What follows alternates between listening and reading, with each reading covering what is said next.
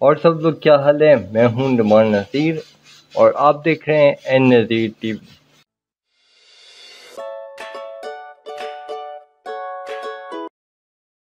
Google دے گا $12 million.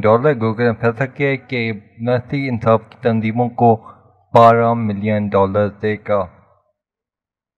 George Floyd کی موت کے جواب میں گوگل کے سی ای او سندر پچائی نے ملازمین کو ای میل کیا اور اس نے کہا کہ ہماری پلیٹفارم کمیونٹی کو تکلیف پہنچ رہی ہے اور ہم میں سے بہت سارے ایسے طریقوں کی تلاش کر رہے ہیں جو ہمارے ماننے کے لیے کھڑے ہو جائیں اور ہم ان لوگوں تک پہنچے جن سے ہم یکجہتی کا اظہار کرتے ہیں۔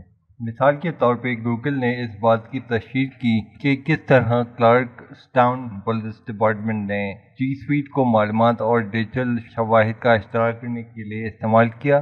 دریں اثنا گوگل سیئٹل پولیس فاؤنڈیشن کا شراکت دار اور ڈونر بھی ہے اور اس کے منصوبے کیپٹل آرم جی وی نے پولیس کے لیے مصنوعی انٹیلیجنس ٹیکنالوجی پر کام کرنے والے اسٹارٹ اپ میں بھی سرمایہ کاری کی ہوئی ہے۔ گوگل ملازمین ماضی میں کامیابی کے ساتھ کمپنی پر دباؤ ڈالنے میں کامیاب رہے ہیں۔ جب ملازمین نے گوگل سے پروجیکٹ معاون پر کام کرنا چھوڑنے کی درخواست کی تھی تو گوگل کو اس منصوبے کے لیے پینٹاگون کے ساتھ اپنے معاہدے کی تجدید نہ کرنے کا فیصلہ کرنا پڑا۔ پینٹاگون کے ساتھ ایک بڑے کلاؤڈ کمپیوٹنگ معاہدے JEDI کے لیے حصہ لینے سے بھی انکار کر دیا تھا اور یہ سب گوگل کے امپلائیز کے دباؤ پر تھا۔ تو کیوں نہ گوگل کے امپلائی گوگل کو پسند کریں اور گوگل کے امپلائی اسی لیے صرف ورک انوائرمنٹ نہیں، کمپنی اپنے امپلائیز کو اہمیت دے رہی ہے۔ تو اگر یہ بات امپلائیز کے اندر آئی کہ ہماری کمپنی ماحول کے ساتھ ساتھ ہمیں اہمیت دیتی ہے تو یقین جانیے کمپنی کی امپلائی لائلٹی میں اضافہ ہوگا۔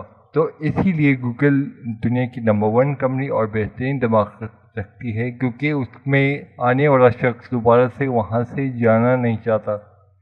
وجہ ایک تو ان کا ماحول بہت اچھا ہے، دوسرا گوگل کمپنی اپنے امپلائیز کی باتیں سنتے ہیں۔